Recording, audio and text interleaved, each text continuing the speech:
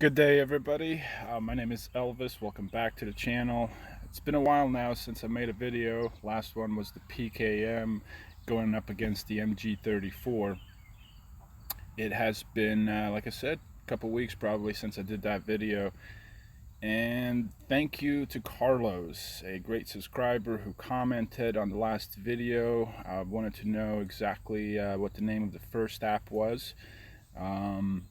And in addition to that, requested two of my favorite guns in my favorite category of guns in all of Modern Warfare, that being the MP7 and the MP5, of course, being SMGs. I am a short range guy. I prefer to stay up close and personal with my enemy. And so let's look at these two. There will be a wrench thrown into the video a little bit later on. You guys will get to see that and hopefully enjoy that, but I will be comparing four SMGs today, not just the MP7 and the MP5, though. Let's start off with that. And as we can see here on our screen, we have the MP5 on the left, MP7 on the right, and no attachments right now. So this is just what the recoil pattern would look like if you found a floor loot version of these guns, or perhaps if you were doing some camo challenges with no attachments. Then this is kind of what you're looking at as far as recoil patterns. Both are good. Both are definitely serviceable. The only thing that really jumps out at me is how much both of these guns could benefit from a Mp5 grip, especially the MP7, because of the jump vertically, the spacing between the first four bullets. After that, the grouping is really nice and tight, and bullets are one on top of another more or less, and kind of going straight up, a very tight pattern. MP5 on the left hand side does not seem to have quite as big a jump, but it's not far off. It does have a little bit more side to side bounce, but perhaps not as much vertical.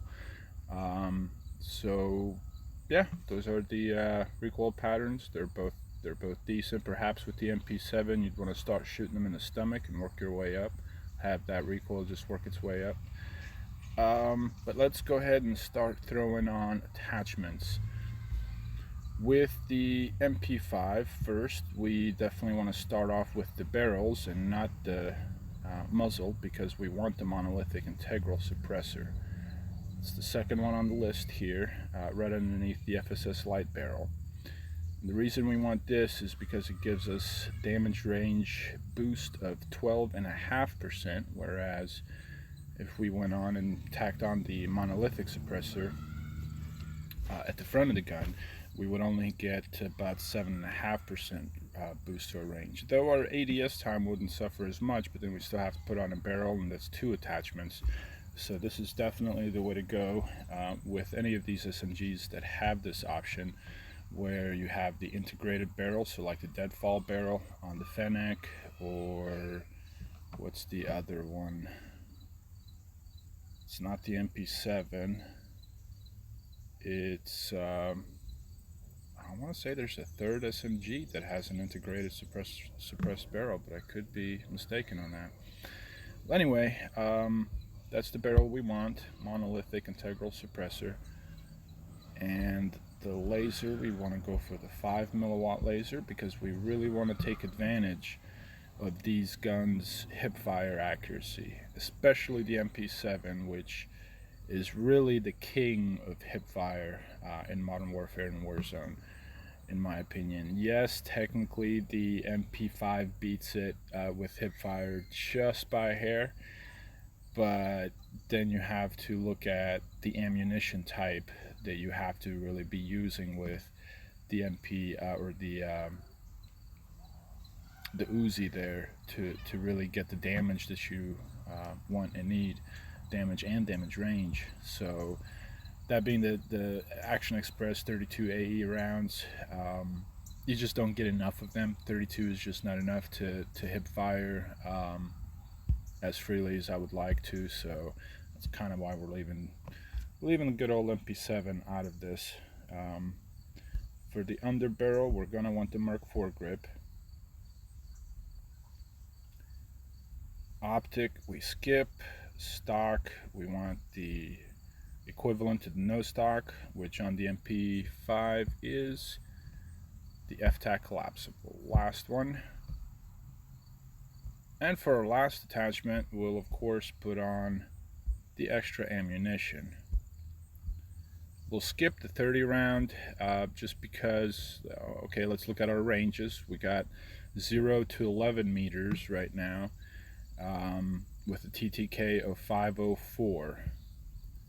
504. If we switch over to the 10 millimeter rounds, our damage is improved by a single meter at the close range. So instead of from 0 to 11, now we're looking at 0 to 12 and a almost identical, slightly worse time to kill of 511, which is why we're sticking with the 45 round mag. And there you have it. There is your MP5 with the improved recoil. It doesn't look all that improved though, does it?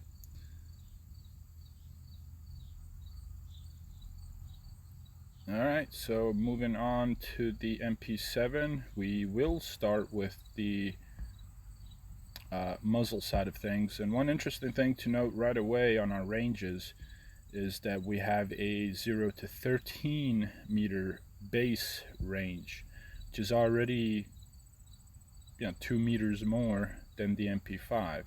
So by adding the monolithic suppressor, giving us that 7.5% additional range, doesn't actually raise us. It's so minute. Alright, so with the barrel on the MP7, we're actually gonna skip the barrel, because again, I believe that the true power of these SMGs lies in hipfire and utilizing your hipfire as you're aiming down sights, or sometimes even just using hipfire only. So we again will stick with the 5 milliwatt laser, Merc foregrip. Really, the Merc foregrip on all the SMGs is kind of the go-to. If you're gonna have an underbarrel attachment, that's the one to go for. And if you're building a hipfire build on your SMGs, then that's definitely the way to go. Now, as far as the ammunition, I like to stick with the 60 on the MP7, just because those extra 10 rounds for hipfire come in quite handy. This is where the power of the MP7 really lies. This is where it kind of excels all the other SMGs, in my opinion, is its ammo capacity A and its hipfire accuracy B. Now, the hipfire accuracy is not such a big deal because the other hipfire guns, being the MP5 and the Fennec, are also good and very competitive in that department, but they both lack the ammunition capacity of the MP7, but they do kill quicker, the MP5 and the Fennec, compared to the MP7. Not by a whole lot, but they do. So for one-on-one engagements, I would definitely stick with the Fennec or the MP5, but the MP7 definitely has a close place in my heart as well, and really one of the big things that make up for that is the ammo capacity. So we definitely stick with the 60, and we move on down to our last attachment. Again, we go with the no stock, which helps the hipfire as well. So there is our build, there is our comparison of those two guns and some of my thoughts on it. Now we move on to truegamedata.com. You can also pull this site up by saying, or typing into Google, that is, codgundata.com. So True Game Data or COD Gun Data will definitely pull up the same site, but truegamedata.com. And let's go ahead and generate our report here. I've already put in a few guns here. As you can see, we have 3: the Fennec, the MP5, and the MP7. I did say we'll add a fourth, and perhaps we'll go ahead and do that. I did think that I had already done so, but regardless, this is interesting to look at for sure. So range modifiers. We've built the Fennec pretty much the same way as the MP5 on this. We put the deadfall barrel, which is the way to go in my opinion. You get the barrel and the suppressor and the range and the bullet velocity and the recoil control kind of all in one package, so you can put your other attachments elsewhere. Sorry, my cat is saying hello right now, crawling all over me. ADS times. Well, the Fennec loses out pretty big here, really. Kind of surprising, in fact, to see how much worse the Fennec is in aim down sights time. Of course, we don't have any aim down sights time attachments on it except for the no stock, which does help out some. But sprint to fire is kind of where it's at, what the build was for, and hip fire, of course. So with that, we have tactical sprint and sprint to fire being exactly the same at 108 and 188. Movement speed goes to the MP5 just slightly, trailed by the MP7, and then the Fennec, which is a little bit slower. ADS movement speed is a little bit different. It actually goes to the MP7 there, and then the Fennec and MP5. Vertical recoil reduction. Looks like we've done the most reduction to the Fennec. The MP5 stays about the same, and the MP7 goes up to 21%. Horizontal bounce. Now here we go with the hip fire area. Yeah, see, the MP7 is only at 1.64. So that's a very small circle, hip fire circle, followed by the 2.24 circle size of the MP5, and last we have 3.28. So the Fennec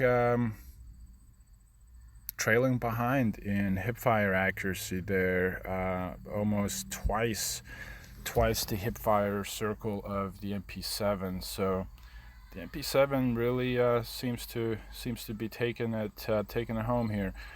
Bullet velocity wise, just slightly faster than the MP7 is the MP5 at 671 meters per second. The bullet velocity is really low on the Fennec at 297, but in those really close ranges that you should be using it for, it's okay, it's fine. Reload speed, definitely pretty slow on the Fennec and the MP5. The MP7 does away with its reload in just 1.97 seconds, where you have 2.79 and 2.36 for the other two. Mag size again goes to the MP7. So out of these three, for really trios and quads, I would definitely recommend the MP7. For duos and solos, you can definitely have a lot of fun with both the MP5 and the Fennec. However, the Fennec, you might not really want to set up for hip fire by the looks of things. You may go for an ADS build on the Fennec and see maybe if you have more luck there. Let's add one more submachine gun to this list, and it's one that I have actually had one of my few Warzone victories with, that being the good old P90. Here's some of its basic stats. Fire rate 904.5, headshot damage at 40, chest and stomach are the same at 25, extremities being feet and hands and arms, those are going to be at 22, not much worse. 12.8 meters is its first drop off with no attachments. There's its ADS, movement speed, yada yada. But let's go ahead and strap on some attachments. We will go to the muzzle department. We'll put on the monolithic. Slows us down by 21 milliseconds. Improves our range by 10%. Instead of the normal 7.5 on most of your assault rifles, LMGs, and pretty much everything else you slap it on. So that's nice. We'll definitely choose that. Go to the next one. Barrel. Now this one is, I think you can really pick either or. I don't think you can go wrong with picking either barrel. I think I had the Retribution when I had my win. Of course, my first win was with the Mp5. I have not had a win with the Fennec, though very close. And no win with the MP7, though I could be wrong on that. But either way, the 10.6 inch Pro barrel seems to be the way to go. 22% increase to our range, which is nice because we already got 10 from the monolithic suppressor, so really that's 32% increase range, and only 17 millisecond aim down sights time penalty. So let's just pick that. We could go with the other one. It gives us 38% range and 37 milliseconds added to our aim down sight time.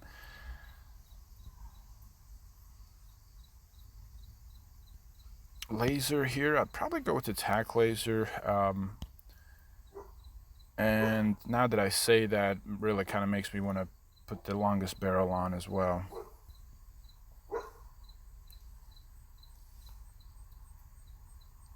For the under barrel,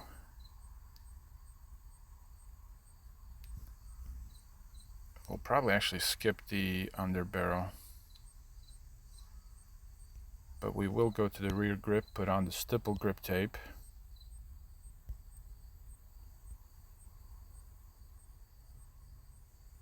Fly strap.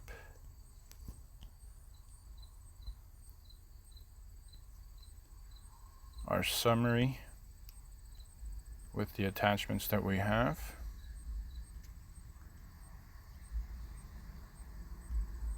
Generate the summary again. Now we have the P90 added. Good range modification to it. ADS time is now the lowest because we really kind of went after the ADS time. Sprint to fire, the fastest.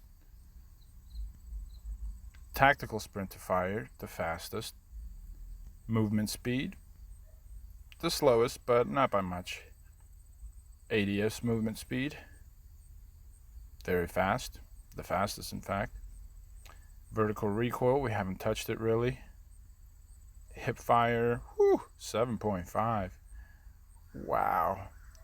Bullet velocity, crazy fast, 737. In fact, I think if we went on, put on that bigger barrel, I've seen bullet velocities at 13, 14, 100 meters per second, which sounds crazy, but.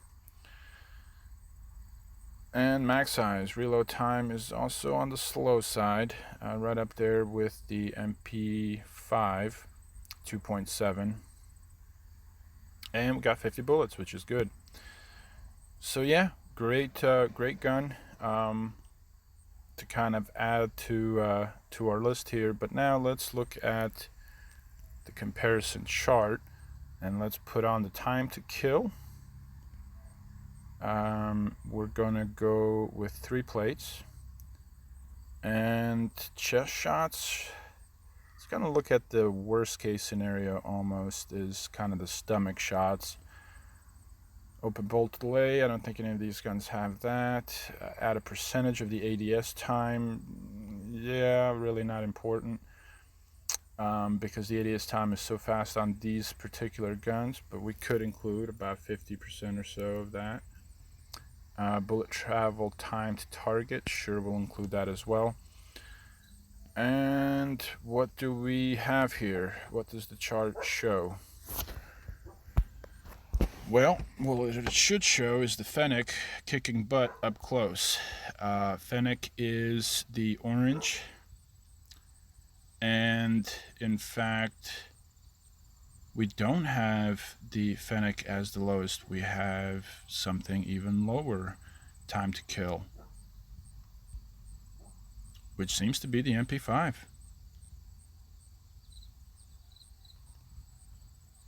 This is rather surprising to me. I want to do something here and take off the ADS time. Let's see if we get, yep, we sure do, the Fennec. Wow. So very interesting thing happened there. ADS time added definitely changed the numbers around, more so than I expected, because I knew just from the raw time to kill charts that the Fennec is supposed to be the fastest time to kill, even beating the MP5 in that first damage range, and really that's the one that matters. And this graph does show that, going from 500, just below 500 milliseconds, and the MP5 is a little bit higher than that. That's the second graph, or that's the second line there. The third one in blue, that's the MP7, and the slowest time to kill up close is of course the P90. But now the P90 does have some decent range on it, decent bullet velocity, which is why that line kind of stays flat, whereas look at the Fennecs going straight up almost. The further and further you get away, that's crazy. But yeah, so for one-on-one engagements up close, you're playing solos, the Fennec is a really good option, especially now that I have those tracers on it, the gold tracer pack. It's a lot of fun, and I like the gun. It's neat to use, and it does have the fastest time to kill. Again, because of its reload time, because of its relatively low ammo count, capacity, magazine capacity, it's tricky when you have multiple opponents. So even in solos, when you get to the last circle and you get unlucky with 2 or 3 guys popping up on your screen, fighting each other, then it could also get tricky there. So the MP7, on the other hand, just seems to be the best all-arounder in my mind. Good time to kill, decent range, great hip fire, accuracy, the best really. And you can kit it out for range as well. You don't have to kit it out for hip fire only. You can put on that recon barrel on it and kind of slay out that way. So it's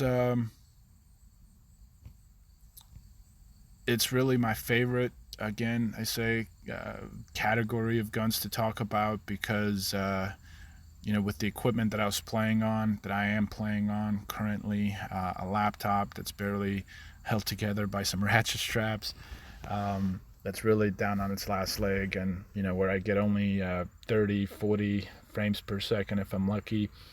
I gotta play up close. I can't see much on my little laptop screen, so I really got to take advantage of these types of weapons.